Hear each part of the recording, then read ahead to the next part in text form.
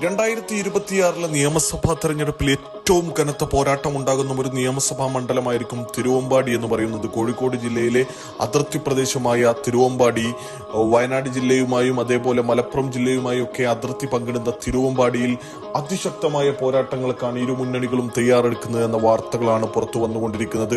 2016 മുസ്ലിം ലീഗിന്റെ കയ്യിൽ നിന്ന് നഷ്ടപ്പെട്ട മണ്ഡലത്തിന് ഏതുവിധേനയും തിരിച്ചുപിടിക്കാൻ സംഘടനാ സംവിധാനങ്ങൾ ഉപയോഗിച്ച് കിണഞ്ഞു പരിശ്രമിച്ചുകൊണ്ടിരിക്കുകയാണ് UDFന്റെ സംവിധാനങ്ങൾ. മലപ്പുറം DCC പ്രസിഡന്റ് VS ജോയിയെ, ഒരു കുടിയേറ്റ കർഷകനായ VS ജോയിയെ തിരുവമ്പാടിയിൽ നിർത്തിയാൽ ക്രിസ്തീയ വോട്ടുകൾക്ക് ശക്തമായ വേരോട്ടമുള്ള തിരുവമ്പാടി മണ്ഡലം തിരിച്ചുപിടിക്കാനും ആകുമെന്ന് കോൺഗ്രസ് അഭിപ്രായപ്പെടുന്നുണ്ട്. എങ്കിലും കഴിഞ്ഞ തവണത്തെ തുടർച്ചയെന്നോണം മുസ്ലിം ലീഗ് തങ്ങൾക്ക് തന്നെ മത്സരിക്കണമെന്ന് കൃത്യമായി ആവശ്യപ്പെട്ടുകൊണ്ടിരിക്കുന്ന ഒരു മണ്ഡലമാണ് തിരുവമ്പാടി നിയോജക മണ്ഡലം മുസ്ലിം ലീഗിന്റെ പ്രസിഡന്റ് CK കാസിം അടക്കമുള്ള സ്ഥാനാർത്ഥികളുടെ പേരും മുസ്ലിം ലീഗ് പരിഗണിക്കുന്നു എന്ന വാർത്തകളാണ് പുറത്തു വന്നുകൊണ്ടിരിക്കുന്നത്.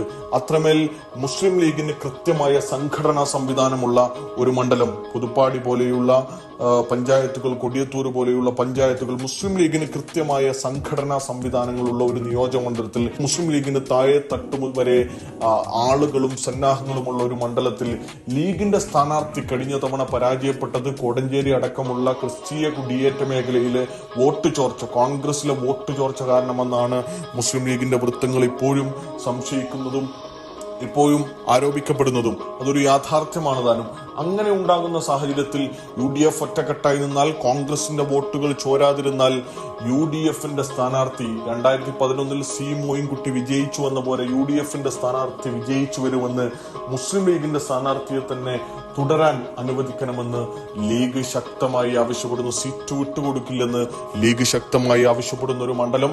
എന്നാൽ ഒരു കുടിയേറ്റ കർഷകനെ, ഒരു ക്രിസ്തീയ വോട്ടുകൾ കളക്ട് ചെയ്യാൻ കഴിയുന്ന ഒരാളെ സ്ഥാനാർത്ഥിയാക്കണമെന്നും എങ്ങനെയെങ്കിലും VS ജോയിക്ക് സ്ഥാനം നൽകണമെന്നും കോൺഗ്രസ് ആവശ്യപ്പെടുന്ന ഒരു മണ്ഡലം. ഏതായിരുന്നാലും നിലവിൽ CPMന്റെ യുവമുഖമായ SFIയിൽ പ്രവർത്തിച്ചു പരിചയമുള്ള ലിൻഡോ ജോസഫാണ് ഇടതുപക്ഷത്തിന്റെ MLA ആയി നിലവിൽ നിൽക്കുന്നത്. അടുത്ത തെരഞ്ഞെടുപ്പിലും ലിൻഡോ ജോസഫ് തന്നെ ഇടതുപക്ഷത്തിന്റെ സ്ഥാനാർത്ഥിയായി തുടരാനാണ് സാധ്യത.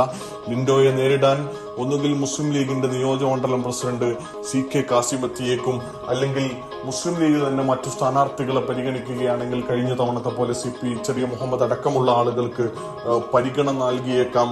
അങ്ങനെ ഉണ്ടാകുന്ന സാഹചര്യം ഉണ്ടായാൽ കോൺഗ്രസ് സീറ്റ് ആവശ്യപ്പെടുന്നു എങ്കിൽ കൂടി മുസ്ലിം ലീഗ് സീറ്റ് വിട്ടുതരില്ല എന്നത് ഏറ്റവും പ്രധാനപ്പെട്ട കാര്യമാണ്. ലീഗിന് അത്രമേൽ സംഘടനാ സംവിധാനങ്ങൾ കൃത്യമായുള്ള ഒരു മണ്ഡലവുമാണത്.